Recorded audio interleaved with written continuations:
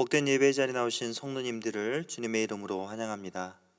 우리를 예배 자리에 불러주신 하나님께 우리의 믿음을 고백하면서 함께 나아가겠습니다. 우리의 도움은 천지를 지으신 여호와의 이름에 있습니다. 아멘. 주의 이름을 부르는 자들을 주께서 친히 맞아주십니다. 하나님 우리 아버지와 주 예수 그리스도로부터 은혜와 평강이 있기를 원하노라. 아멘.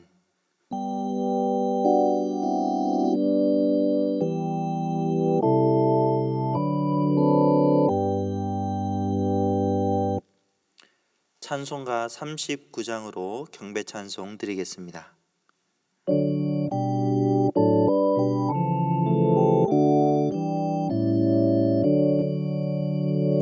주례를 받으려 모인 성도들, 주 크신 뜻 깨닫게 하옵소서.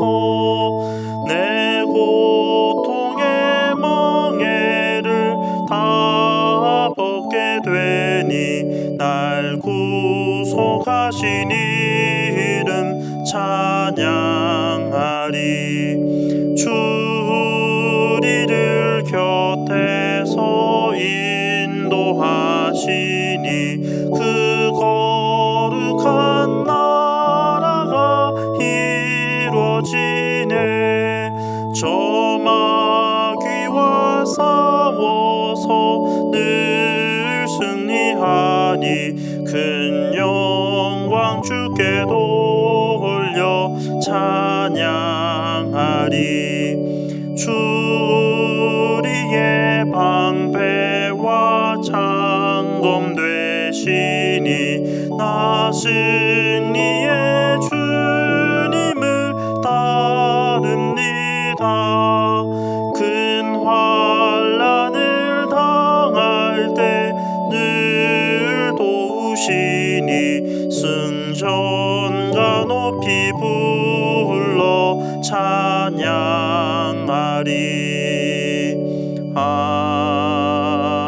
아멘. 사도신경으로 우리의 신앙을 함께 고백하시겠습니다. 나는 전능하신 아버지 하나님, 천지의 창조주를 믿습니다. 나는 그의 유일하신 아들 우리 주 예수 그리스도를 믿습니다.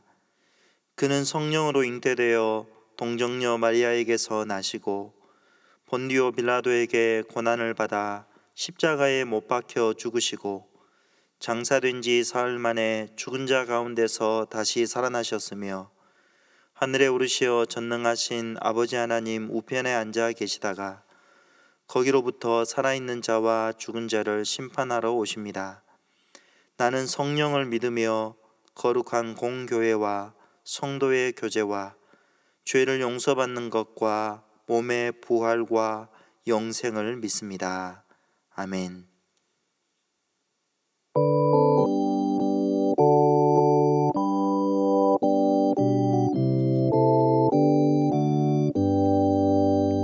주 없이 살 수 없네 죄인의 구주여.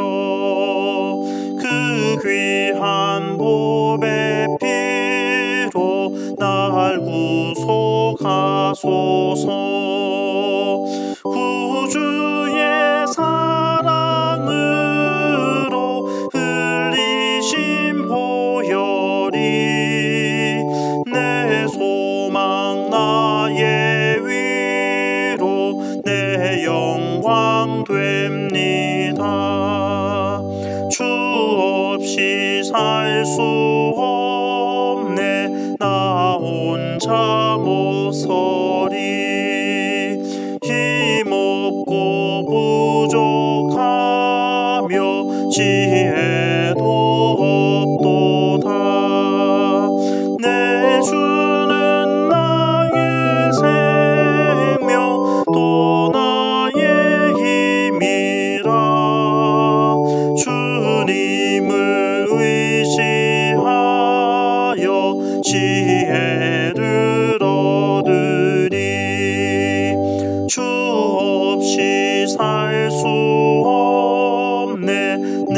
주는 아신다. 내 영의 깊은 간구 마음의 소원을 주밖에 나의 마음 네 알아주리요. 내 마음 위로하사 평온케 하시네. 주 없이 살 수 없네. 세월이 흐르고 이 깊은 고독 속에 내 생명 끝나도 사나운 풍랑일 때 날 지켜주시니 내 곁에 계신 주님 늘 힘이 됩니다.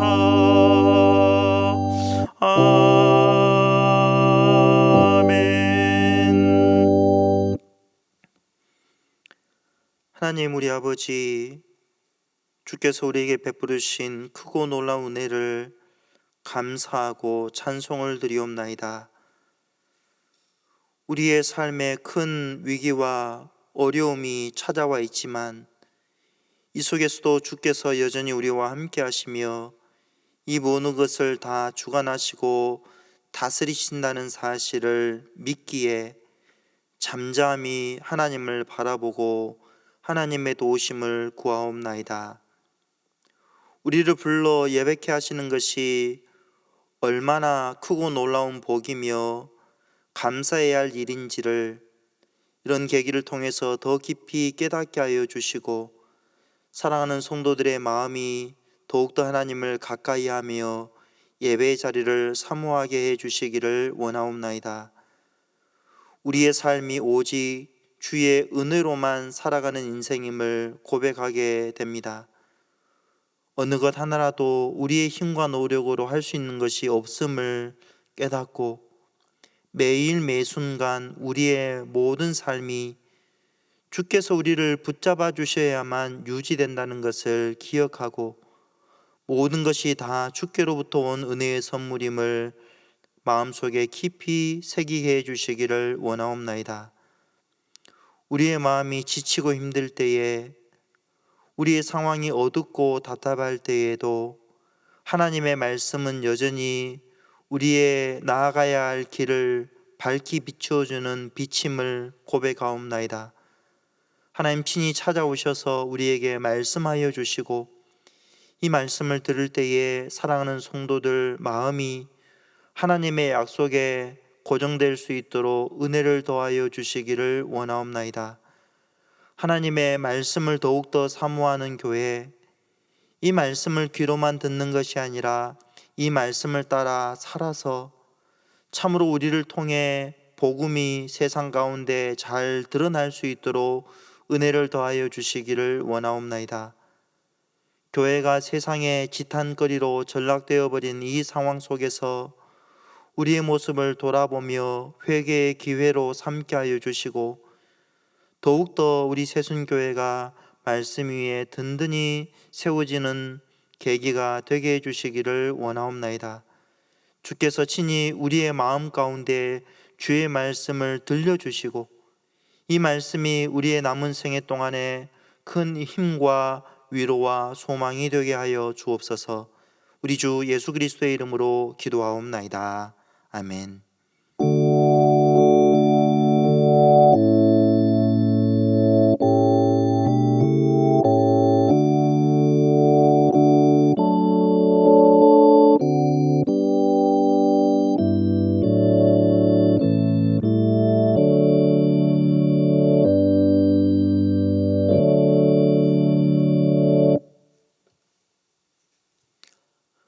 하나님의 말씀은 예레미야 29장 4절에서 14절입니다.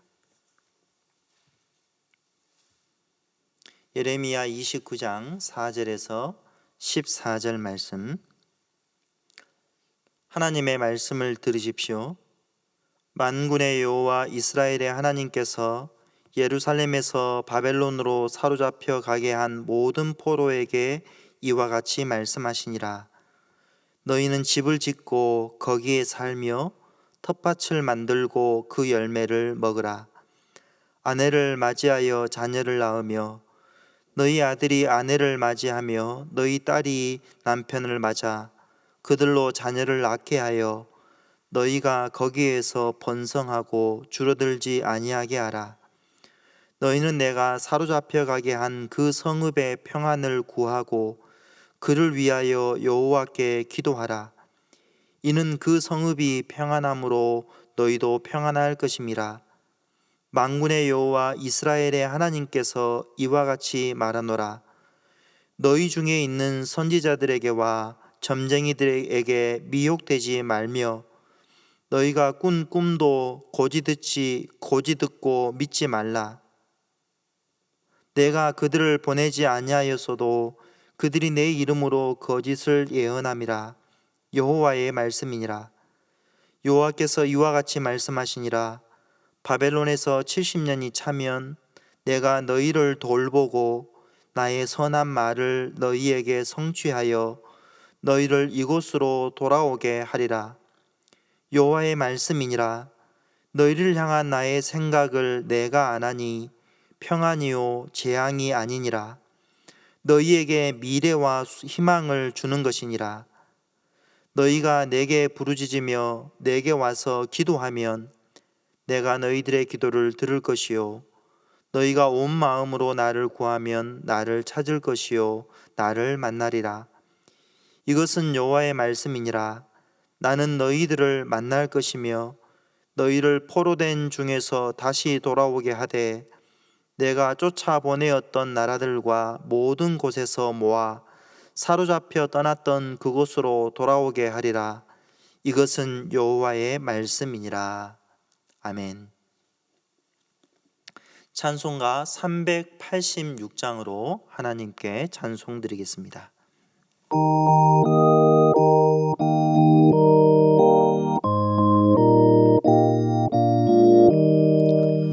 만세 반석 열린 곳에 내가 숨어 있으니 원수 마귀 손 못 대고 환난 풍파 없도다. 만세 반석 열린 곳에 내가 편히 쉬리니 나의 반석 구주 예수 나를 숨겨 주소서. 죄에 매여 죽을 인생 편히 쉬기 바라니 주의 가슴 넓은 품에 내가 찾아 안기네. 만세 반석 열린 곳에 내가 편히 쉬리니 나의 반석 구주 예수 나를 숨겨 주소서.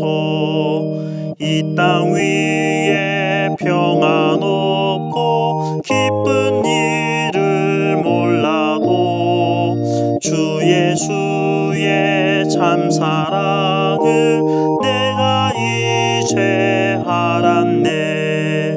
만세 반석 열린 곳에 내가 편히 쉬리니 나의 반석 구주 예수 나를 숨겨 주소서. 험한 풍파 지나도록 순풍으로 도우사 평화로운 피난처에 길이 살게 하소서. 만세 반석 열린 곳에 내가 편히 쉬리니 나의 반석 구주 예수 나를 숨겨 주소서. 아멘.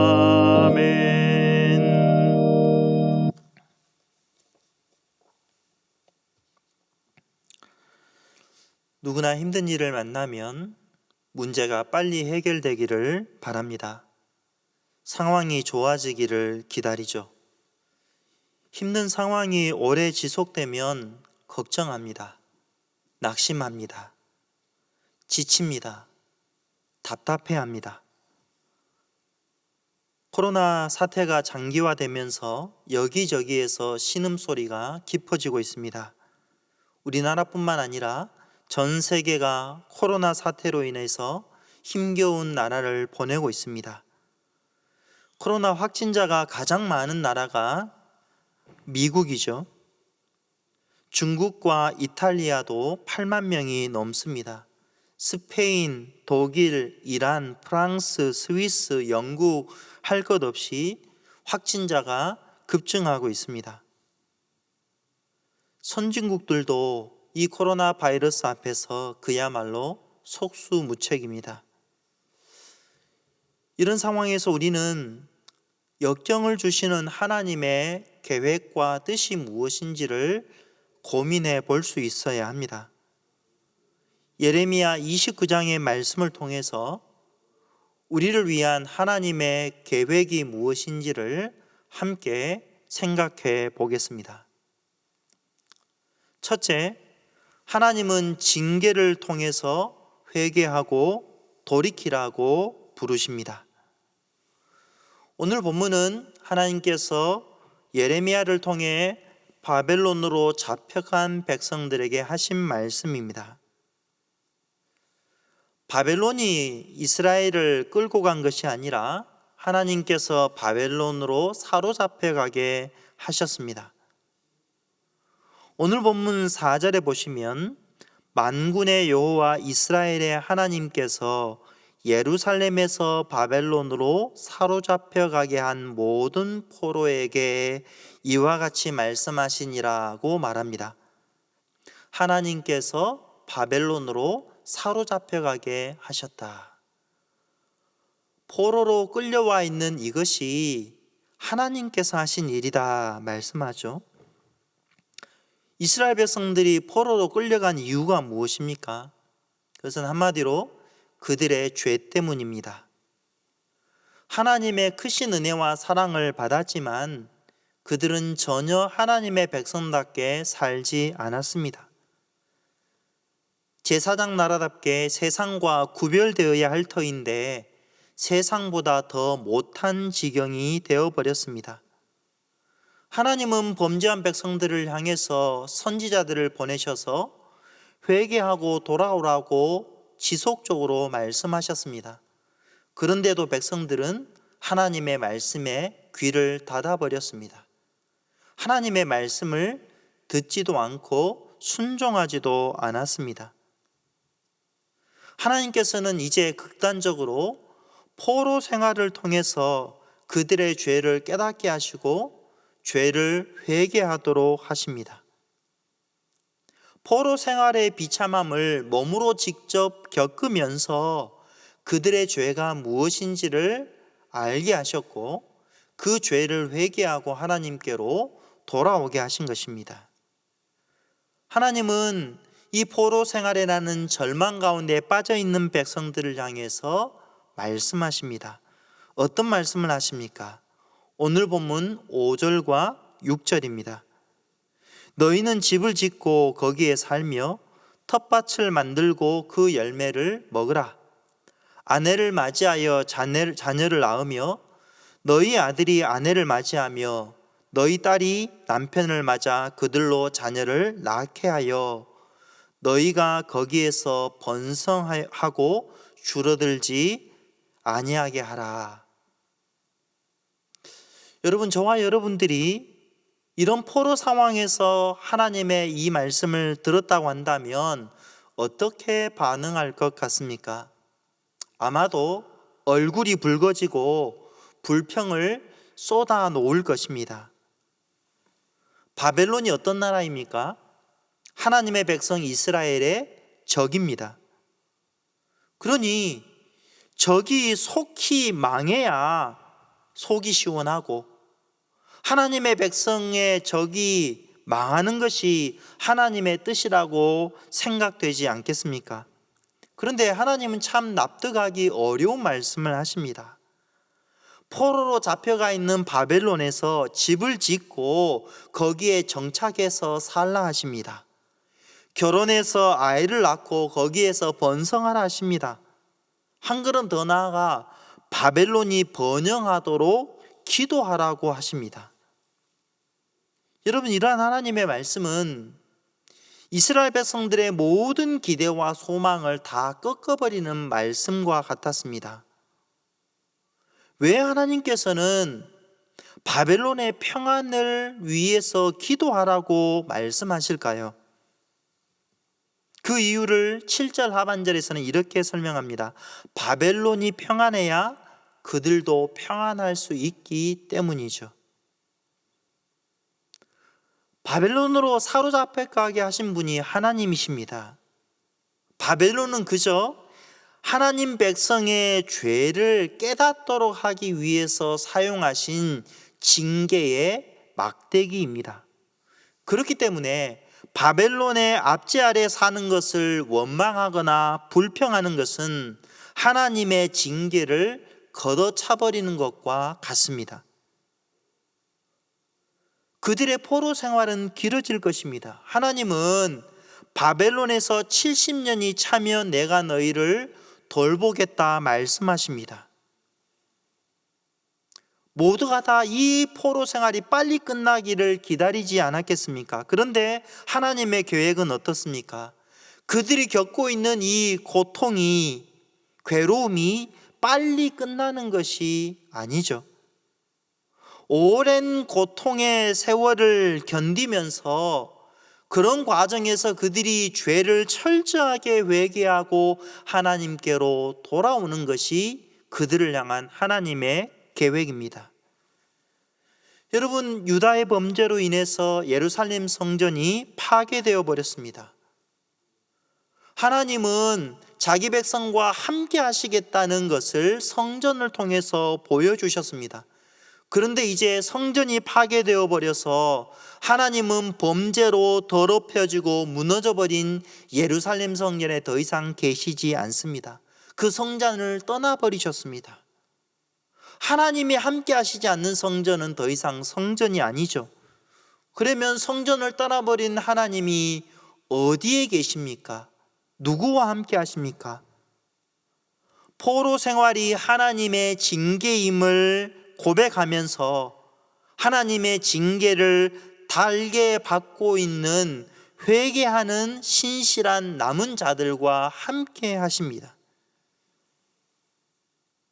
이 말씀을 들었던 예레미야 당대의 대부분의 유다 백성들은 안일한 낙관주의에 빠져 있었습니다. 바벨론은 금방 멸망할 거야. 우리가 빨리 고국으로 돌아가서 다시 성전을 짓게 될 거야. 이러한 기대를 거짓 선지자들은 더욱더 부추겼습니다.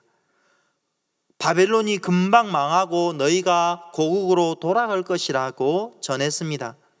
그런데 하나님께서는 무엇이라고 말씀하십니까? 그런 거짓 선지자들에게 미혹되지 말라, 그들의 말을 믿지 말라 하십니다. 바벨론에서 집을 짓고 정착해서 살라 하시죠? 어떤 뜻입니까? 하나님의 징계를 달게 받으라는 말입니다. 그 징계를 달게 받으면서 고난의 세월을 견디고 회개하고 하나님께로 돌아오기를 원하십니다. 주 안에 사랑하는 성도 여러분, 이것은 예레미야 당대의 백성들에게만 하신 말씀이 아닙니다.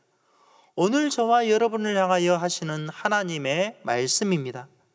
하나님은 시대마다 교회가 교회답지 못할 때에 징계하십니다. 버리기 위해서가 아니라 사랑하시기 때문에 하나님의 백성다움을, 교회의 교회다움을 회복하도록 하기 위해서 사랑으로 징계하십니다. 여러분, 저와 여러분이 이 세상에 살아가는 목적이 무엇입니까? 하나님께서 주의 몸된 교회를 이 땅 위에 있게 하신 이유가 무엇입니까? 하나님의 성품을 드러내도록 하기 위해서죠. 그것이 바로 하나님의 영광을 위해서 사는 것입니다. 구원의 은혜를 우리가 값없이 받았습니다. 그러면 그 구원의 은혜는 감사의 삶으로 나타날 수밖에 없습니다. 하나님의 사랑을 받은 사람은 하나님을 사랑할 수밖에 없고 이웃 사랑을 통해서 하나님 사랑을 세상에 증거해야 합니다. 그런데 지금 우리의 모습은 어떻습니까? 교회가 처한 현실은 어떻습니까? 교회가 세상에 소망을 주지 못하고 있습니다. 소망을 주기는커녕 도리어 골칫거리와 근심거리로 전락해 버렸습니다. 그렇지 않아도 세상이 교회를 욕하고 있었는데 코로나 사태 때문에 더욱더 교회가 욕을 먹고 있습니다. 신천지와 다를 것이 무엇이냐? 싸잡아 비판을 합니다. 비판의 이유가 여럿 있겠지만 결국에 거슬러 올라가 보면 하나님의 백성이라고 자처하는 우리가 복음에 합당한 삶을 살지 않기 때문이죠. 세상은 우리가 선포하는 복음을 실천하라고 요구합니다. 말로만 하지 말고 그 복음을 삶으로 한번 보여봐라 말합니다. 이웃을 사랑하고 약한 자들을 배려하고 돌보는 이웃과 함께하는 공동체의 모습을 보이라고 요청합니다.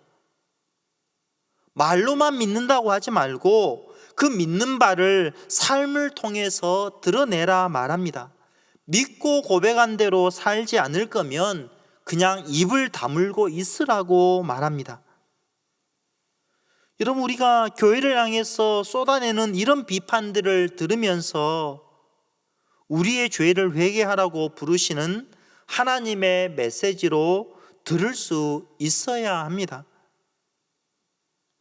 코로나 사태가 끝난 이후에 전도의 문은 더욱더 막힐 것입니다. 하지만 우리는 이러한 세상의 비판을 자성의 기회로 삼아야 합니다. 교회가 교회답기를 원하시는, 교회의 교회다움을 회복하도록 하기 위해서 휘두르시는 하나님의 사랑의 채찍을 달게 받아야 합니다. 우리 앞에 닥쳐있는 삶의 난관들은 우리를 들여다보게 하는 거울입니다. 하나님은 우리 힘으로 어찌할 수 없는 이러한 역경을 통해서 우리의 죄를 깨닫게 하십니다.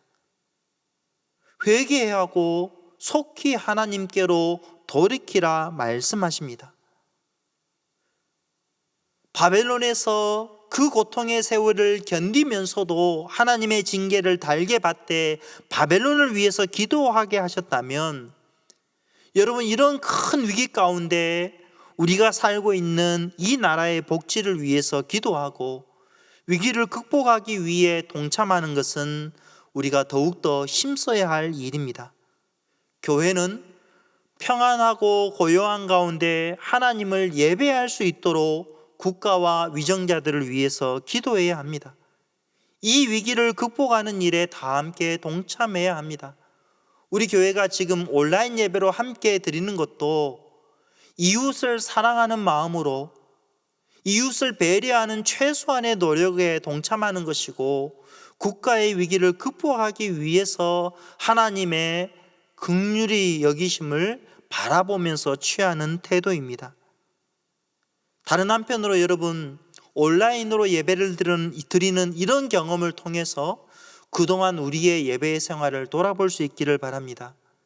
예배가 습관이 되고 믿음과 삶이 일치하지 않았던 모습이 있다고 한다면 참으로 통회하는 심령으로 주님의 긍휼을 구해야 합니다. 참된 회복은 회개에서 시작합니다. 회개는 죄에서 돌아서서 하나님께로 방향을 돌리는 것이죠. 하나님은 회개하고 돌아올 때에 용서하십니다. 회복시켜 주십니다. 내 이름으로 일컫는 내 백성이 그들의 악한 길에서 떠나 스스로 낮추고 기도하여 내 얼굴을 찾으면 내가 하늘에서 듣고 그들의 죄를 사하고 그들의 땅을 고치겠다 약속하셨습니다. 오늘 본문 12절과 13절에도 말씀합니다. 너희가 내게 부르짖으며 내게 와서 기도하면 내가 너희의 기도를 들을 것이다. 너희가 온 마음으로 나를 구하면 나를 찾을 것이요 나를 만날 것이다 말씀하십니다. 성령께서 우리 안에 역사하지 않으면 우리는 진실되게 하나님을 찾지 않습니다. 우리의 마음이 움직여져서 하나님께 구하는 것 자체가 하나님께서 우리에게 베풀어 주신 은혜입니다. 사랑하는 성도 여러분, 상황의 변화보다도 더 중요한 것은 먼저 우리가 하나님을 구하는 것입니다. 온 마음을 다해 하나님을 찾을 때에, 죄에서 돌이켜서 하나님께로 나아갈 때 하나님은 우리를 만나 주십니다. 쓰라린 고통을 통해 교회다움을 회복하기 바라시는 하나님의 이 놀라운 계획을 볼 수 있는 영적인 눈들이 열려지기를 바랍니다. 회개하고 돌아오기를 바라는 하나님의 애타는 마음을 저와 여러분이 품을 수 있기를 바랍니다. 하나님이 아닌 다른 것에 마음을 빼앗겼던 것들 내려놓읍시다. 우리의 죄악을 용서해 주시고 주여 이 땅을 신음하는 나라들을 고쳐달라고 기도합시다. 회개를 통해 우리를 새롭게 하시고 회복시키시는 이러한 하나님의 은혜를 누리는 저와 여러분이 되기를 바랍니다. 둘째, 하나님은 징계 중에서도 자신의 약속을 이루시고 소망을 주십니다. 소망은 절망에 빠진 우리를 일으켜 세웁니다. 여러분, 소망이 없으면 삶이 나락으로 떨어지게 됩니다. 그런데 여러분, 무엇이 소망입니까? 그저 우리가 바라고 원하는 소원이 소망일까요? 우리의 희망사항이 소망이겠습니까? 아닙니다. 긍정적인 사고방식이나 낙천적인 생각도 성경이 말하는 소망이 아닙니다. 하나님께서 주시는 소망은 우리가 만들어낼 수 없습니다. 참된 소망은 하나님께서 우리를 위해서 행하셨고 지금도 행하고 계시며 장차 행하실 일입니다. 우리를 구원하시고 하나님 나라를 교회를 통해서 회복시키시고 완성시키는 것, 그것이 바로 하나님께서 우리에게 약속하시는 소망입니다. 허물과 죄로 죽어있던 자들을 구원하셔서 세상 속에 하나님 나라를 보여주는 공동체로 회복시키는 것이 하나님께서 우리에게 보여주시는 소망입니다. 하나님은 포로 생활 가운데 절망 중에 빠져 있는 백성들을 향하여 놀라운 약속을 하십니다. 10절과 11절 말씀입니다. 여호와께서 이와 같이 말씀하시니라. 바벨론에서 70년이 차면 내가 너희를 돌보고 나의 선한 말을 너희에게 성취하여 너희를 이곳으로 돌아오게 하리라. 여호와의 말씀이니라. 너희를 향한 나의 생각을 내가 아나니 평안이요 재앙이 아니라 너희에게 미래와 희망을 주는 것이니라. 하나님께서 반드시 자신의 약속을 지키겠다고 강조하십니다. 10절에 보면, 11절 말씀에 보면 너희를 향한 나의 생각을 내가 안다, 그렇게 말씀합니다. 내가 안다라는 이 말의 뜻은 하나님의 마음에 확고하게 정해졌다는 뜻입니다. 어떤 일이 있어도 반드시 너희에게 한 나의 이 약속을 지키겠다는 것이죠.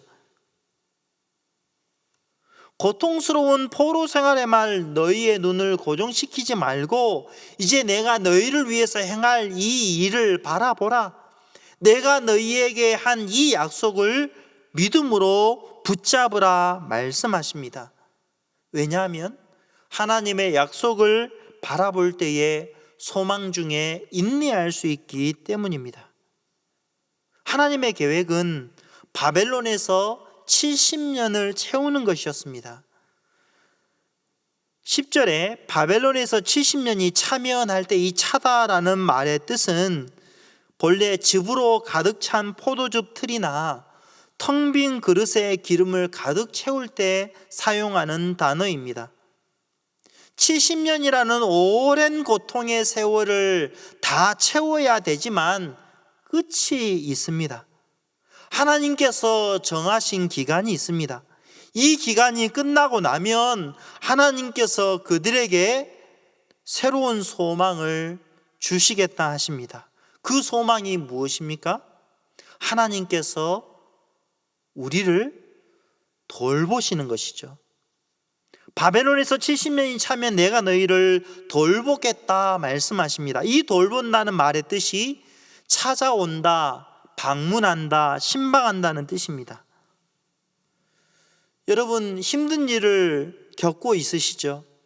참 어려운 시기를 보내고 있습니다. 그런데 이 힘든 일을 겪을 때에도 나와 함께하는 가족이 있기 때문에 힘이 되지 않습니까? 혼자만 이것을 쓸쓸히 견뎌내라 한다면 참 괴롭고 지칠 것인데 함께하는 가족이 있기 때문에 위로가 됩니다. 괴롭고 쓸쓸할 때에 나를 찾아와 주는 사람이 있으면 얼마나 고맙습니까? 참 큰 힘이 됩니다. 같이만 있어줘도 위로가 됩니다.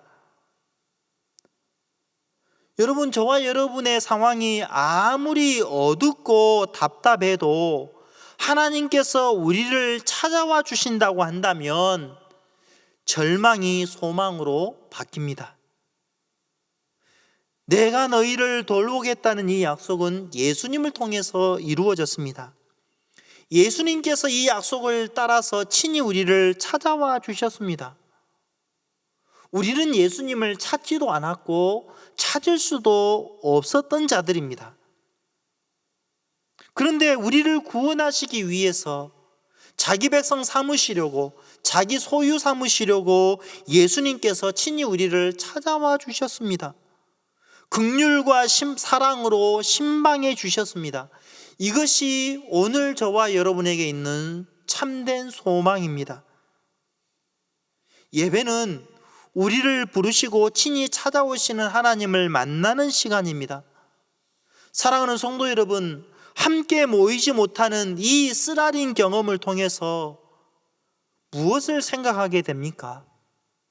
예배가 우리의 힘과 노력으로 드릴 수 있는 것이 아니라는 것을 정말 가슴 절절히 느끼고 있지 않습니까?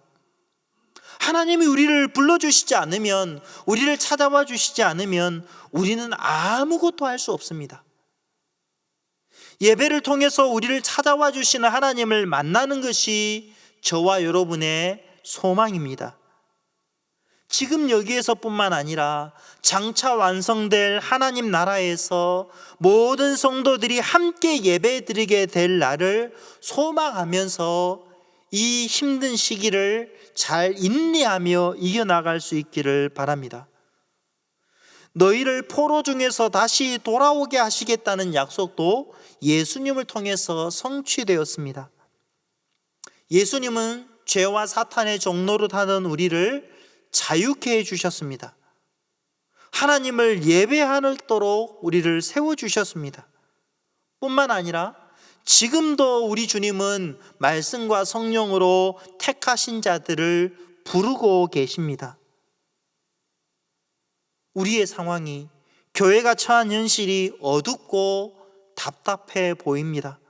하지만 모든 것이 황폐한 상황에서도 우리 주님은 신실한 자들을 여전히 남겨놓으십니다. 그들을 통해서 몸된 교회를 보존하십니다. 주님께서 다시 오실 때에는 각 나라와 족속과 백성과 방언에서 수를 헤아릴 수 없는 무리들이 함께 모여 승리하신 우리 주님을 예배하고 찬송하게 될 것입니다. 사랑하는 성도 여러분, 저와 여러분을 향한 하나님의 계획은 재앙이 아닙니다. 평안입니다. 장래의 소망을 주려는 것입니다. 주님께서 다시 오실 때까지 우리는 이 땅에서 고통과 아픔을 겪어야 합니다. 말씀을 따라 살다 보면 고난을 겪을 수밖에 없습니다. 이러한 고난은 우리의 힘으로 견딜 수 없습니다. 오직 하나님의 말씀만이 인내의 원천입니다. 하나님은 고난을 통해서 세상의 헛된 소망을 내려놓게 하십니다. 참된 소망을 붙잡게 하십니다. 우리의 참된 소망이신 예수 그리스도를 바라보게 하십니다. 우리 주님께 우리의 시선을 맞추게 하십니다. 이 땅에서만 우리의 삶을 살 것이 아니라 영원한 하나님 나라를 바라보고 기다리면서 살아가게 하십니다. 우리에게 하신 주의 모든 약속들이 이루어지는 것을 다 보지 못하고 죽을 수 있죠.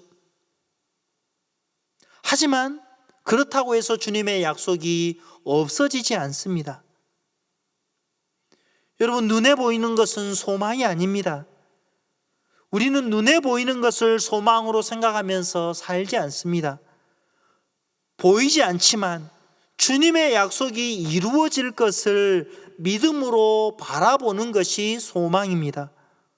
그러니 답답하고 지루하고 힘든 이 현실에만 우리의 시선을 고정시키지 맙시다. 하나님께서 예수 그리스도를 통해서 모든 약속을 이루셨고 지금도 이루고 계시며 장차 이루실 것입니다. 그러니 이 사실에 우리의 온 마음을 쏟을 수 있기를 바랍니다.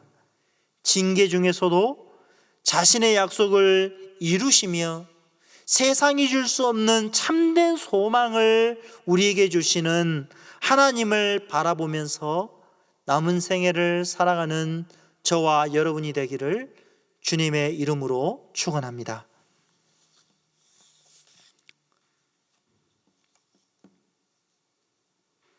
말씀을 생각하면서 찬송가 276장 찬송하시겠습니다.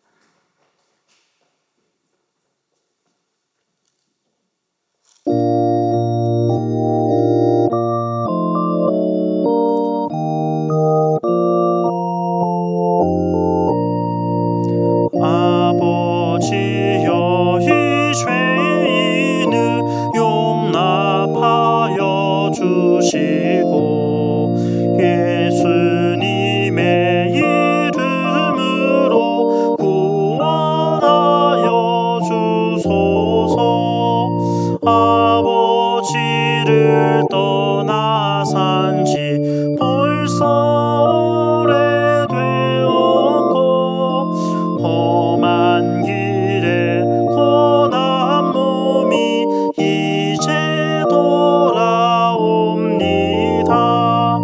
전에 하던 헛된 일을 애통하게 여기고 겸손하게 엎드려서 용서하심 빕니다. 은혜 감당 못하오나 회개하는 영혼과 나의 약한 육신까지 감히 드리옵니다. 나의 죄를 사하시려 주님 죽으셨으니 그 공로를 의지하여 주만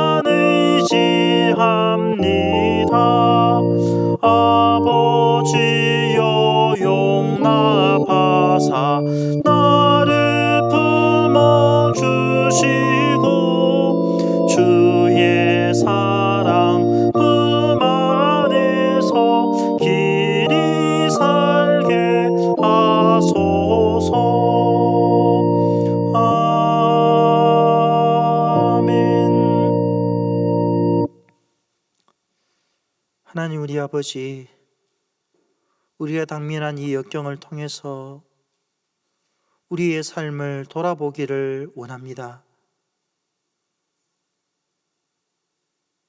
하나님께서 이러한 어려움을 겪게 하실 때에는 우리의 죄를 회개하고 하나님께로 돌아오라고 부르시는 주의 메시지임을 기억하게 해주시기를 원하옵나이다.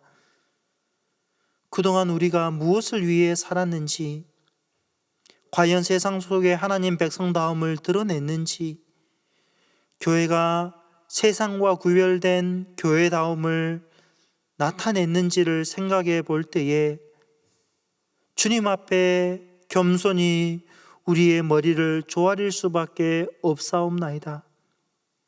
하나님, 이것이 교회 전체가 새롭게 변화되며 더 나아가 조국 교회와 이 세상에 있는 교회들이 하나님의 말씀으로 돌아가 말씀 위에 든든히 서는 계기가 되게 해주시기를 원하옵나이다. 하나님은 징계 중에서라도 그 하나님의 징계를 달게 받고 하나님의 품으로 돌아오는 자들에게 은혜를 베푸시며 새로운 소망을 주신다 말씀하셨습니다.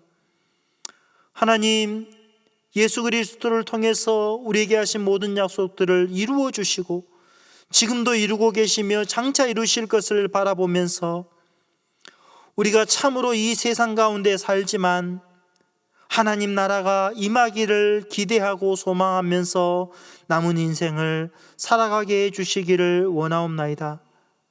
하나님께서 주신 것이 다 하나님의 것이라고 믿음으로 고백할 뿐만 아니라 우리 자신을 주 앞에 드리는 것을 통해서 이러한 믿음을 더욱더 드러내게 해주시기를 원하옵나이다. 주께서 이 어려운 때에도 사랑하는 성도들의 삶에 일용할 양식들을 공급해 주시며 우리가 가난하거나 부하거나 형통할 때에나 공고할 때에나 모든 것이 다 주의 것임을 기억하고 감사로 주 앞에 드려서 어려울 때 우리의 믿음이 더욱더 분명하게 드러나게 해주시기를 원하옵나이다. 마음이 연약한 성도들, 몸이 아픈 성도들 주께서 특별히 기억하여 주시고 주의 치료의 손길로 어루만져 주시고 회복시켜 주시기를 원하옵나이다. 전심으로 주를 바라고 찾는 자들을 외면하지 않으시는 우리 주님, 주님의 사랑의 손길로, 치료의 손길로, 위로의 손길로 찾아가셔서 주님으로 인하여 절망 속에서 소망을 갖게 하여 주시고 힘든 시간들을 이겨내게 하시며 믿음 위에 굳게 서게 해주시기를 원하옵나이다. 이 어려운 때가 지나고 함께 모여서 예배 드릴 때에 모든 성도들이 주께서 베푸신 모든 은혜에 감사하고 감격하면서 전심으로 주를 예배할 수 있도록 은혜 베풀어 주옵소서. 우리 주 예수 그리스도의 이름으로 기도하옵나이다. 아멘.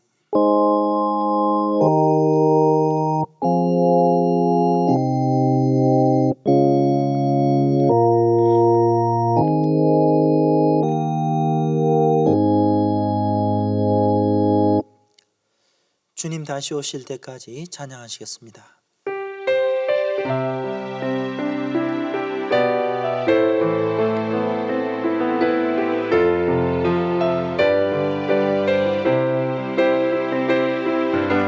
주님 다시 오실 때까지 나는 이 길을 가리라. 좁은 길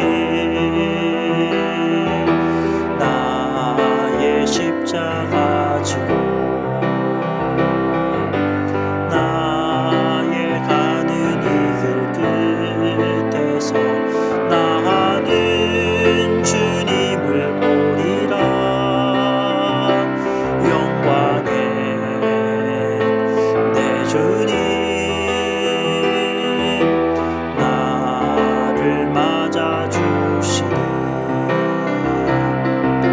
주님 다시 오실 때까지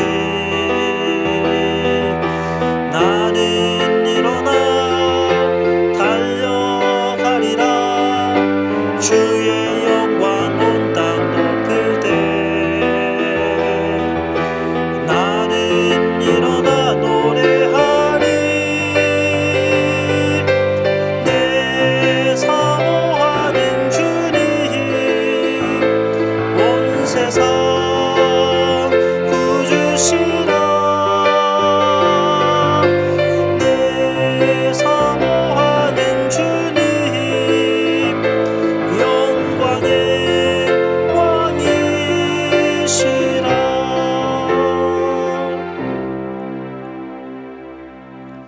하나님의 복을 받겠습니다.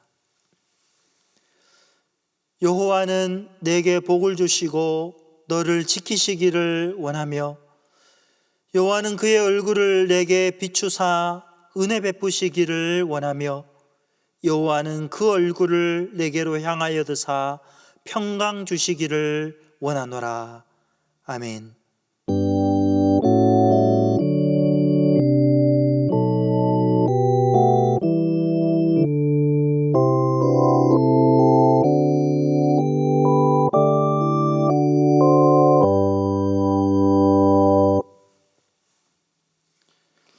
교회 소식 알려드리겠습니다.